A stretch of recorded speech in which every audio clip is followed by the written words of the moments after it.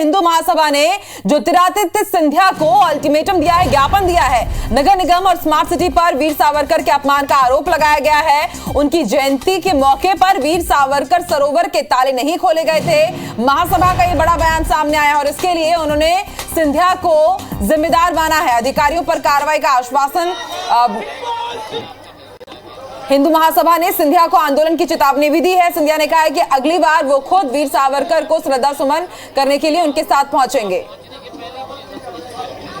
इस वक्त की बड़ी खबर ग्वालियर से आपको बता रहे, हिंदू महासभा ने ज्योतिरादित्य सिंधिया को ज्ञापन दिया। नगर निगम और स्मार्ट सिटी पर वीर सावरकर के अपमान का आरोप लगाया गया है। आपको बता दें, उनकी जयंती के मौके पर वीर सावरकर जो सरोवर है, बेहद मशहूर सरोवर, वहां के ताले नहीं खोले गए थे और इससे ही महासभा नाराज चल रहा है। सिंधिया ने अब जिम्मेदार अधिकारियों पर कार्रवाई का आश्वासन दिया है। इसके साथ ही हिंदू महासभा ने सिंधिया को आंदोलन की चेतावनी भी दी थी। सिंधिया ने कहा है कि अगली बार वो खुद वीर सावरकर को श्रद्धा सुमन करने के लिए पहुंचेंगे और उनके साथ जाएंगे। स्मार्ट सिटी और नगर निगम जो एक दूसरे पर आरोप प्रत्यारोप रखकर जो है उनका अपमान किया गया, उसका जो है उन्हें दोषियों को जो है सजा देनी चाहिए। उसके साथ साथ हम वीर सावरकर जी का अपमान किसी भी तरीके से नहीं सहन करेंगे। 7 दिन के अंदर हमारी इस व्यवस्था को पूरा किया जाए। और ज्यादा जानकारी के लिए रुक कर लेते हैं ग्वालियर का। बात करेंगे हमारे सहयोगी नासिर से। नासिर, लगातार हम देख रहे हैं कि वीर सावरकर के नाम पर जोरदार सियासत हो रही है। उनकी जयंती के मौके पर भी हमने देखा था वीर सावरकर के नाम पर रोड रखा जाए, इसको लेकर के बड़ी रैली की गई और अब सरोवर के नाम पर सियासत। और ऐसे में गंभीर आरोप यह भी लग रहा है कि बीजेपी के शासन में सावरकर की अनदेखी की जा रही है। इसके सियासी मायने क्या है और अभी वहां पर क्या कुछ चल रहा है?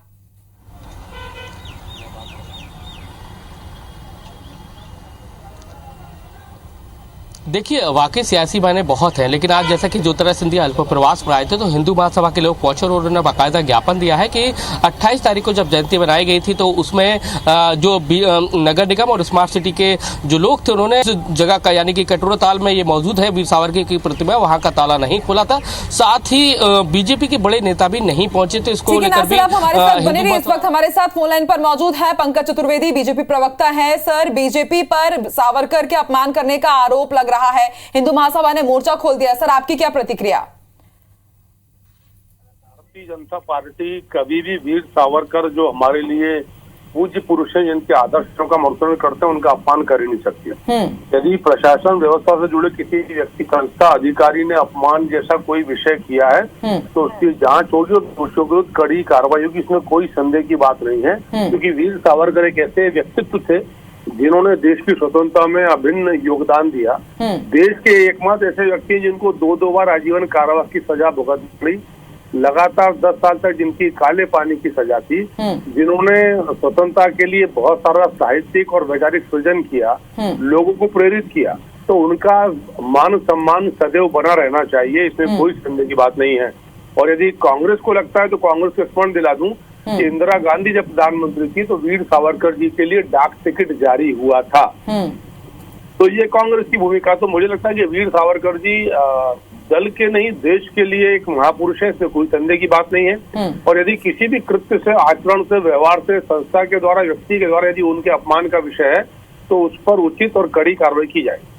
सर, आपसे ये भी समझना चाहेंगे, इससे पहले वीर सावरकर के नाम पर रोड रखे जाने को भी लेकर के ग्वालियर में हमने काफी सियासत देखी है। उस समय सर्वदलीय श्रद्धांजलि सभा का आयोजन रखा गया था हिंदू महासभा की तरफ से, लेकिन ना कोई कांग्रेस का पहुंचा, बीजेपी का भी कोई नहीं पहुंचा था सर वहां पर।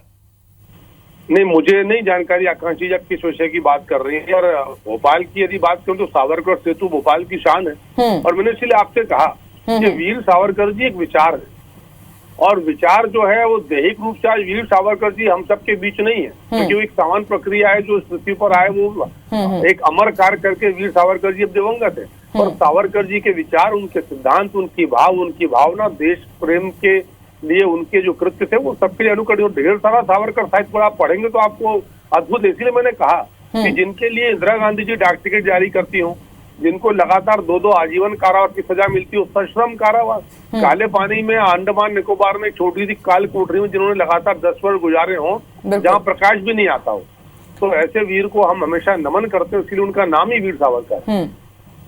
सर, ये जो अभी का जो प्रकरण है, ये वीर सावरकर जी के नाम पर जो सरोवर है उसके ताले नहीं खोले गए, तो सर क्या आपके प्रशासनिक अधिकारियों से बातचीत हुई? ताले क्यों नहीं खोले गए जब वहां पर हिंदू महासभा ने तैयारी कर रखी थी पहले से ही?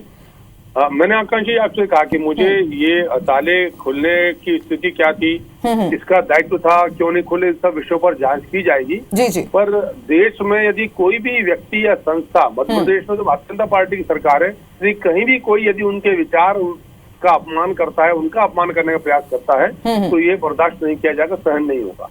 ठीक है, अब बने रहिए हमारे साथ पंकज जी। कांग्रेस प्रवक्ता हमारे साथ रवि सक्सेना जी भी जुड़ गए हैं। रवि जी, प्रकरण सामने आया है ग्वालियर में, वहां पर बीजेपी की रात में सावरकर का अपमान करने का आरोप लगाया जा रहा है।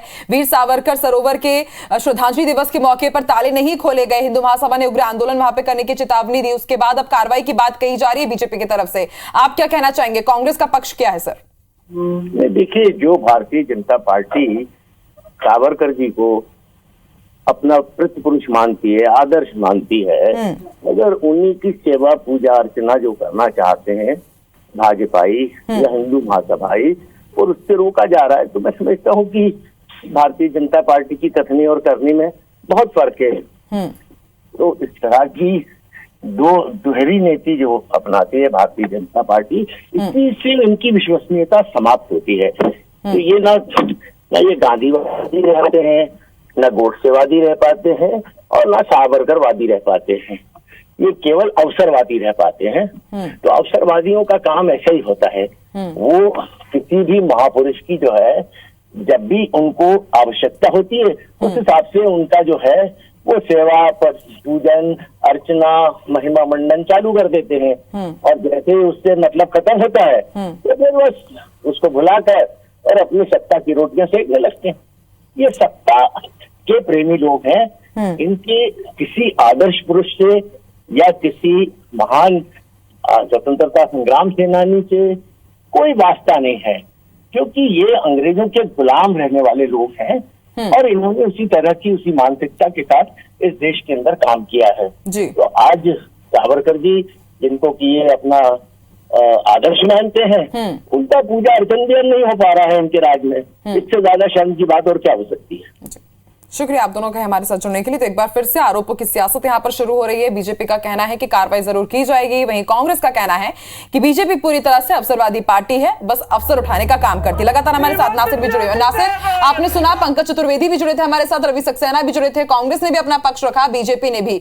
बीजेपी का कहना है कि उनके अभी फिलहाल संज्ञान में मामला नहीं था, ज्योतिरादित्य सिंधिया जैसे कार्रवाई की बात कर रहे हैं, कार्रवाई की जाएगी, पूरी जांच पड़ताल की जाएगी। तो वहीं कांग्रेस एक बार फिर से बीजेपी पर अवसरवादी होने का आरोप लगा रही है।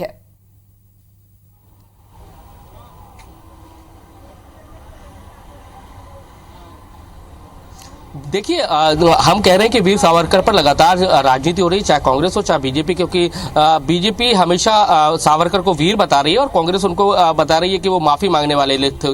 लेकिन जिस तरह से जो बात की जा रही है 28 तारीख की जो जयंती पर जिस तरह से अपमान हुआ, काफी उसको लेकर हिंदू महासभा ने हंगामा किया था, नगर निगम के अधिकारियों और स्मार्ट सिटी के अधिकारियों पर आरोप लगाया था कि सरोवर का ताला तक नहीं खुला, उसको लेकर इनके सारे सवाल थे। लेकिन अब जब सिंधिया से मिले हैं तो सिंधिया ने खुद आश्वासन दिया है कि वो ऐसे अफसरों के खिलाफ कार्रवाई करेंगे, और साथ ही उन्होंने ये भी कहा है कि वो खुद सावरकर के जो सरोवर है वहां पर जाएंगे। तो उसके चलते थोड़ा सा जो गुस्सा है हिंदू महासभा का वो शांत हुआ है। लेकिन अब उन्होंने इसके साथ ही अल्टीमेटम भी ये भी दिया है कि अगर नगर निगम के अधिकारी और स्मार्ट सिटी के अधिकारियों पर कार्रवाई नहीं होती है तो वो एक प्रदर्शन आंदोलन भी करेंगे। लेकिन सावरकर ग्वालियर की राजनीति में बहुत अहम रोल अदा कर रहे हैं, क्योंकि एक 30 करोड़ रुपए की रोड है वो निर्मित हो रही है कटोरा ताल की, उसका नाम हिंदू महासभा के लोग हैं सावरकर के नाम से चाहते हैं, और जबकि जो स्मार्ट सिटी इसको निर्माण करने वाली है उसका पहले नाम उसने थीम रोड किया, फिर राजपथ रोड किया। और लेकिन हिंदू महासभा का कहना है कि सावरकर के नाम से सीएम शिवराज सिंह चौहान ने पहले ही शिलान्यास किया जा चुका था, तो फिर उस रोड का नाम क्यों बदला जा रहा है। तो मतलब सावरकर ग्वालियर की राजनीति में अभी अहम किरदार निभा रहे हैं, चाहे कांग्रेस हो चाहे बीजेपी हो, दोनों ही इसको बनाने की जुगत में लगी हुई है। शुक्रिया अपनी जानकारी देने के लिए नासिर। तो ग्वालियर अब एपी सेंटर बनता जा रहा है।